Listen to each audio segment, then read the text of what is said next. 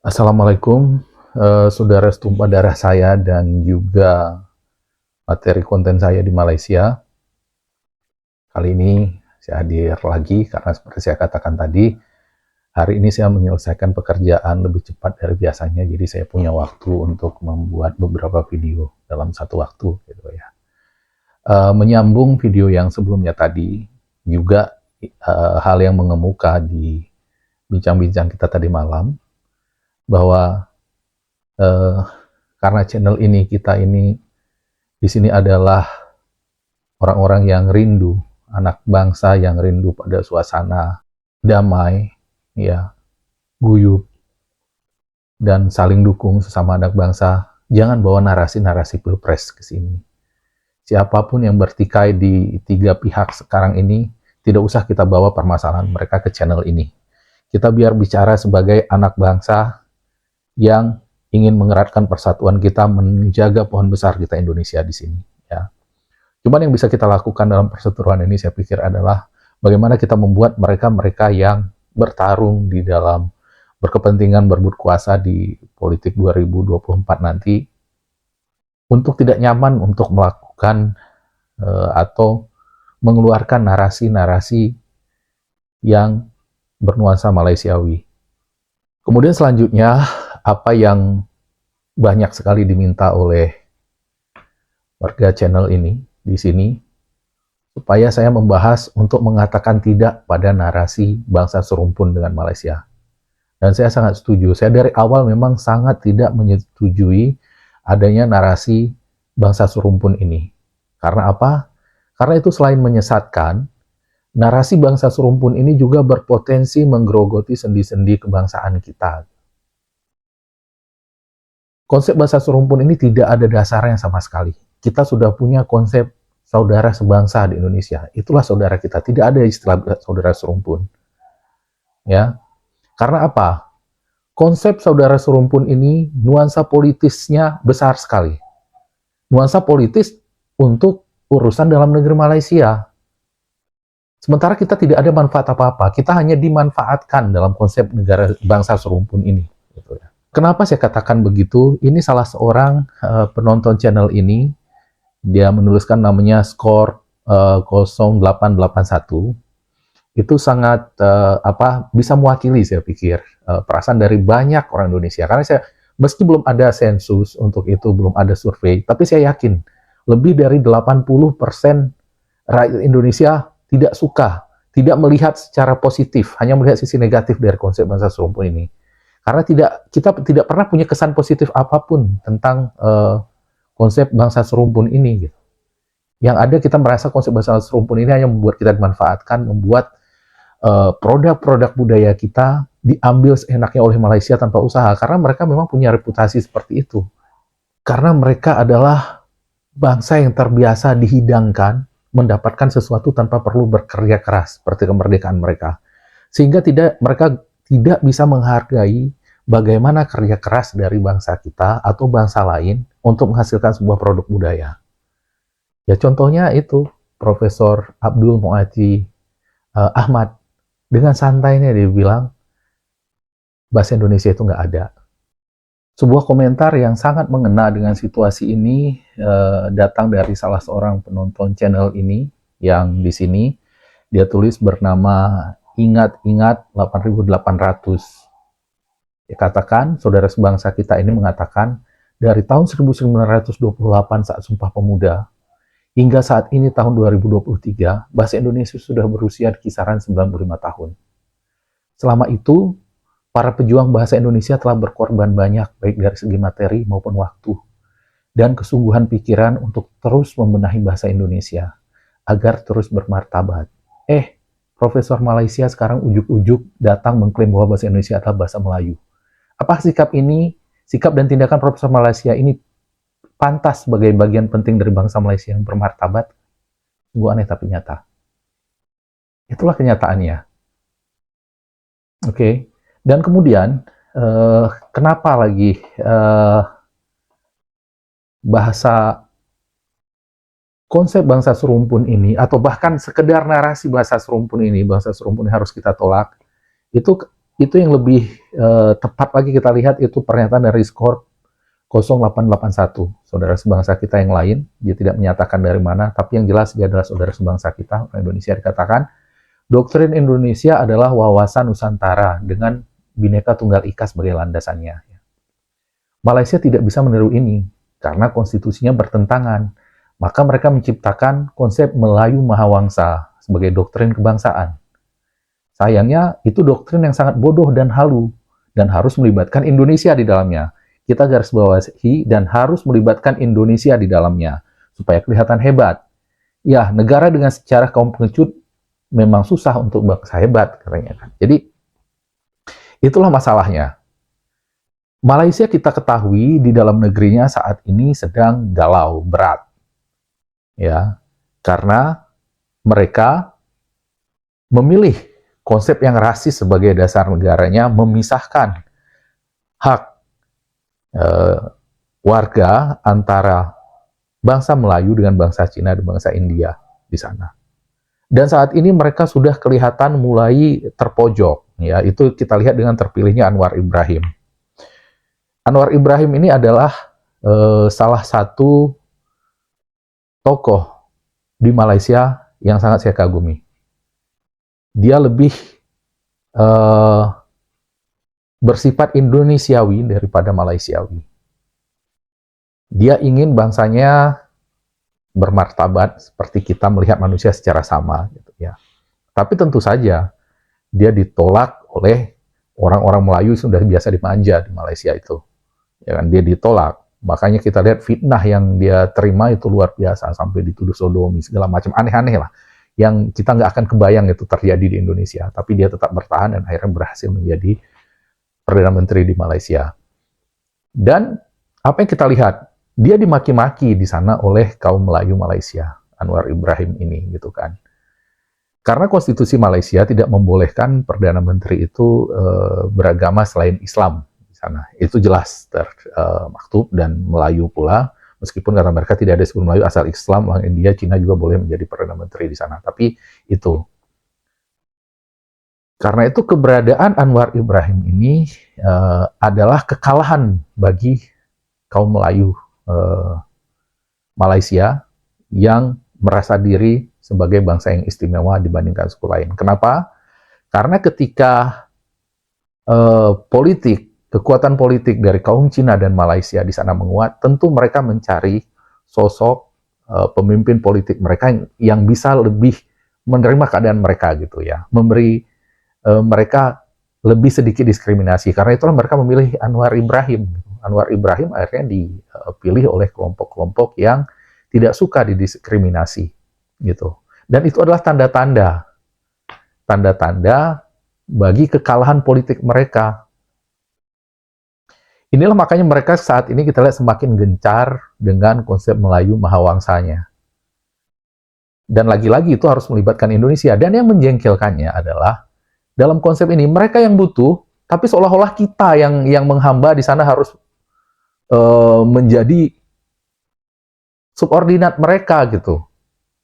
Mereka yang sangat perlu Mahawangsa, tapi kita dihina-hina, dikatai macam-macam lah, gitu. Intinya mereka ingin mengambil karya kita ini, apa yang sudah kita bangun dengan susah payah, tapi mereka sebagai tuannya.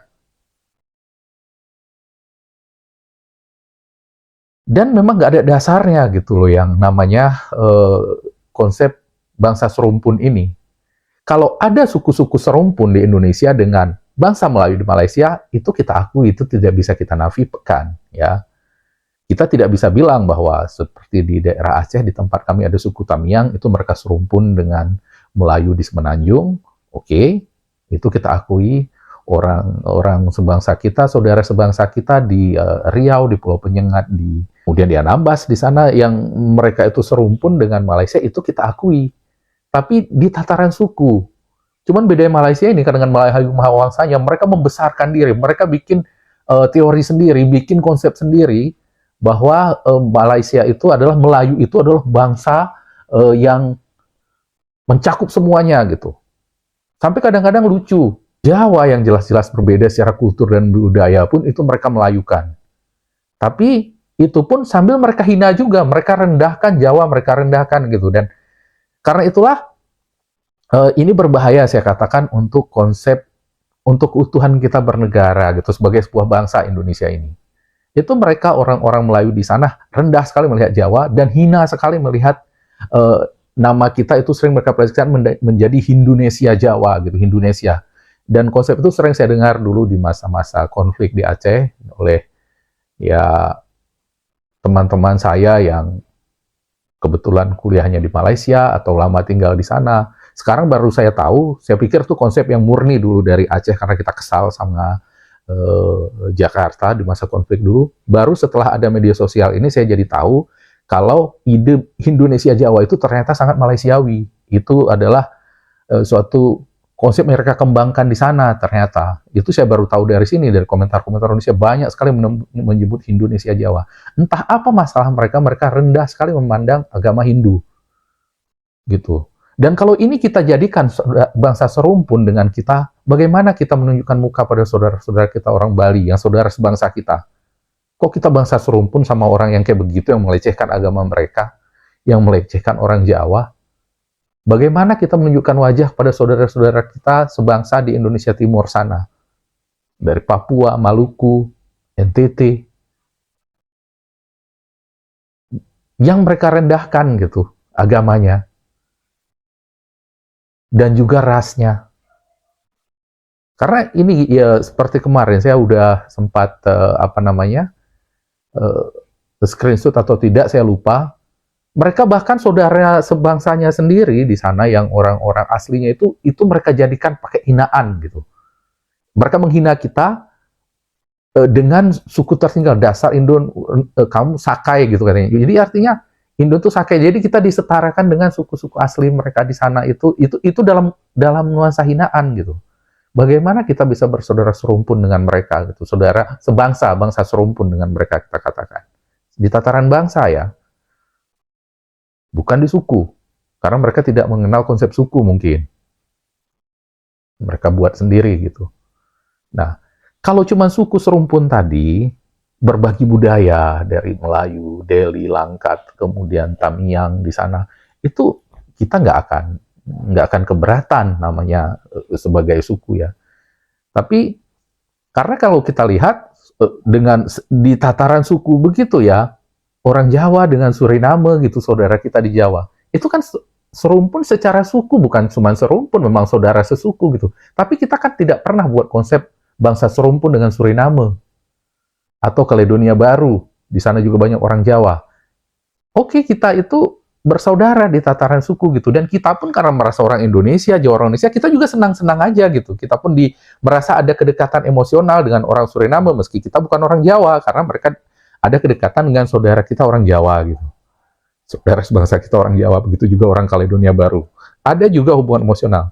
Tapi tidak dijadikan politis, tidak dijadikan propaganda politis di sana sehingga menyeret kita semua untuk ikut di dalam pusaran persoalan mereka. Dan yang paling menjengkelkan dari konsep saudara serumpun ini adalah seperti itu tadi. Mereka seenaknya mencaplok hasil karya budaya kita yang diciptakan susah payah oleh leluhur kita sebagai milik mereka juga. Dulu beberapa tahun yang lalu masih dimilih, saya sangat kesal sekali waktu orang Malaysia bilang, Tari Saman itu juga Malaysia berhak untuk mengklaimnya. Kenapa? Karena banyak orang Aceh di sana katanya. Ya orang Aceh menggunakan Saman. Ini kan sesat gitu. Karena Tari Saman ini sangat unik, ini sangat Indonesia unik ya Tari Saman ya. Saman itu punya orang Gayo ya. Adalah Tari Saman Gayo. Ketika Tari Saman diumumkan oleh UNESCO sebagai produk budaya tak benda dari Indonesia, adalah Tari Saman adalah produk budaya tak benda Indonesia yang diakui oleh UNESCO. Itu orang Gayo bangganya luar biasa. Ketika disebutkan Tari Saman itu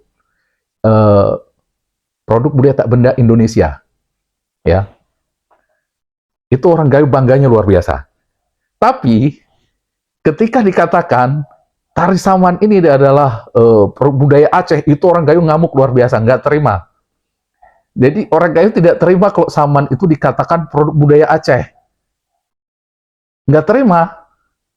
Dikatakan Indonesia, mereka bangga. Kenapa? Nah, Karena Aceh itu sendiri adalah satu-satunya provinsi di Indonesia yang menggunakan nama suku sebagai nama provinsi gitu. Jadi sering rancu. Ya, sebenarnya selain Aceh ada juga ya nama suku yang jadi nama provinsi, contohnya Jawa di Jawa Tengah, Jawa Barat. Tapi Jawa itu nama sebuah pulau geografis, atau juga provinsi Bali. Bali itu nama suku, tapi provinsi Bali itu konsepnya pulau, bukan dari sukunya. Tapi Aceh itu nama suku gitu. Sementara di Aceh sendiri itu ada paling tidak 10 kalau saya nggak salah ya, hitung 10 suku asli gitu. Jadi sering rancu. Kalau orang Gayo itu dikatakan sebagai orang Aceh, artinya orang yang berasal dari provinsi Aceh, orang Gayo terima gitu. Tapi kalau orang Gayo itu dikategorikan sebagai suku Aceh, mereka menolak. Kenapa? Karena memang Aceh dan Gayo itu punya budaya sendiri yang sangat berbeda, punya karakter berbeda, punya bahasa yang sangat berbeda gitu. Nah, tari saman ini begitu.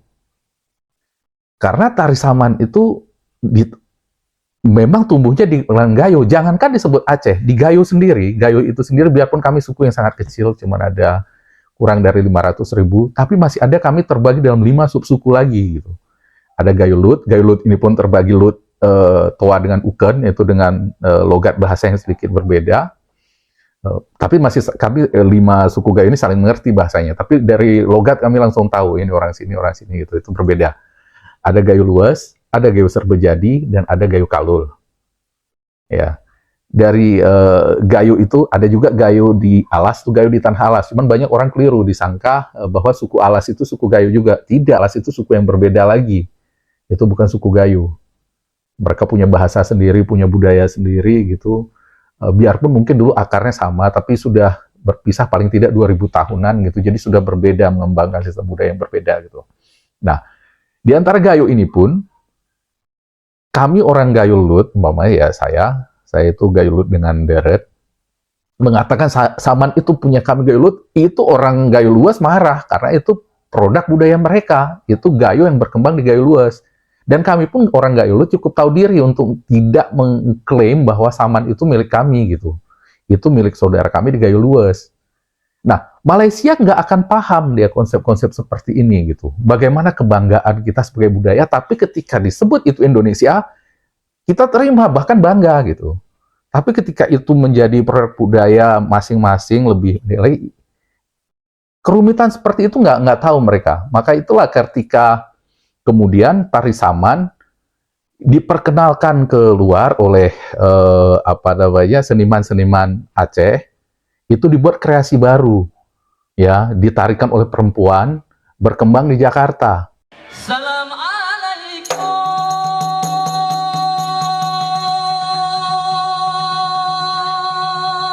Tepuk tangannya dong untuk adik-adik kita. Kamu ucapkan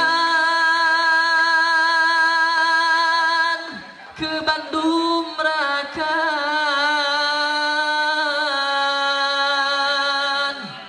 Jameba. Ya, jadi inilah tari yang selama ini secara salah kaprah disangka oleh banyak orang Indonesia sebagai tari saman. Kalau di orang Gayo menyebutnya itu tari saman abal-abal. Sementara itu tari saman yang asli, yang diakui sebagai cagar budaya tak benda oleh UNESCO adalah yang ini.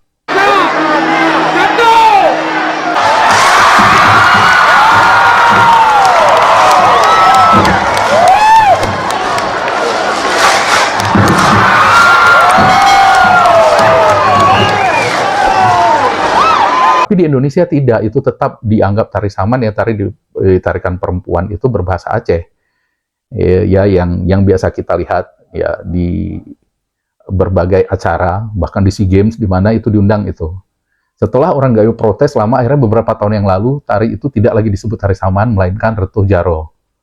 Dan untuk Retuh Jaro ini tidak dikenal di Aceh gitu. Itu adalah tari rakyat. Kalau disebut tari rakyat itu tari rakyat Jakarta. Itu hanya berkembang di Jakarta dan sekitarnya gitu.